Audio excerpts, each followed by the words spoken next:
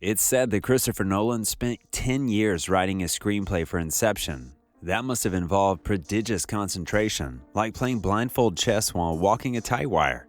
The film's hero tests a young architect by challenging her to create a maze, and Nolan tests us with his own dazzling maze. We have to trust him that he can lead us through, because much of this time we're lost and disoriented. Nolan must have rewritten this story time and again, finding that every change had a ripple effect down through the whole fabric. The story can either be told in a few sentences or not told at all. Here's a movie immune to spoilers. If you knew how it ended, that would tell you nothing unless you knew how it got there, and telling you how it got there would produce bafflement. The movie is all about process, about fighting our way through enveloping sheets of reality and dream. Reality within dreams, dreams without reality. It's a breathtaking juggling act, and Nolan may have considered his Memento in 2000 a warm-up. He apparently started this screenplay while filming that one. It was the story of a man with short-term memory loss, and the story was told backwards. Like the hero of that film, the viewer of Inception is adrift in time and experience. We can never even be quite sure what the relationship between dream time and real time is. The hero explains that you can never remember the beginning of a dream, and that dreams that seem to cover hours may only last a short time. Yes, but you don't know that when you're dreaming. And what if you're inside another man's dream? How does your dream time sync with his? What do you really know? Cobb is a corporate raider of the highest order. He infiltrates the minds of other men to steal their ideas. Now he's hired by a powerful billionaire to do the opposite, to introduce an idea into a rival's mind, and to do it so well he believes it's his own. This has never been done before. Our minds are as alert to foreign ideas as our immune system is to pathogens. The rich man named Saito makes him an offer he can't refuse, an offer that would end Cobb's forced exile from his home and family. Cobb assembles a team, and here the movie relies on the well-established procedures of all heist movies. He met the people he'll need to work with. Arthur, his longtime associate, Eames, a master of deception, Yusuf, a master chemist, and there is a new recruit, Ariadne, a brilliant young architect who's a prodigy at creating spaces. Cobb also goes down to touch base with his father-in-law, Miles, who knows what he does and how he does it. These days, Michael Caine need only appear on a screen, and we'll assume he's wiser than any of the other characters. It's a gift.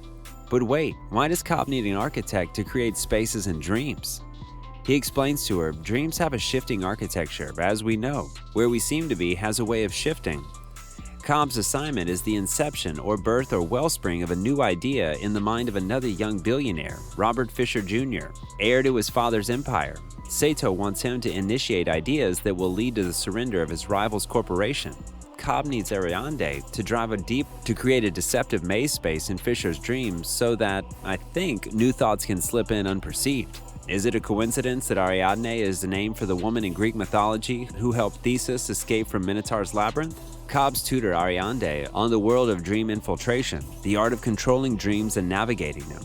Nolan uses this as a device for tutoring us as well, and also as the occasion for some of the movie's astonishing special effects, which seemed senseless in the trailer but now fit right in. The most impressive to me takes place, or seems to, in Paris, where the city literally rolls back on itself like a roll of linoleum tile. Protecting Fisher are any number of gun-wielding bodyguards who may be working like the mental equivalent of antibodies.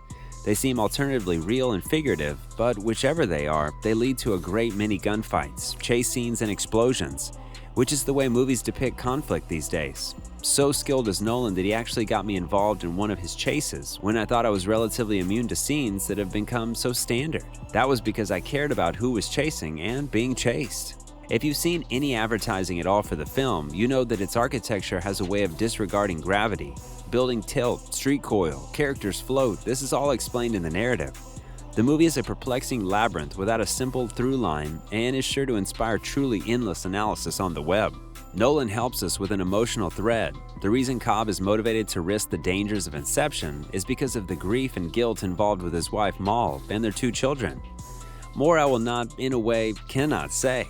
Cotillard beautifully embodies the wife in an idealized way.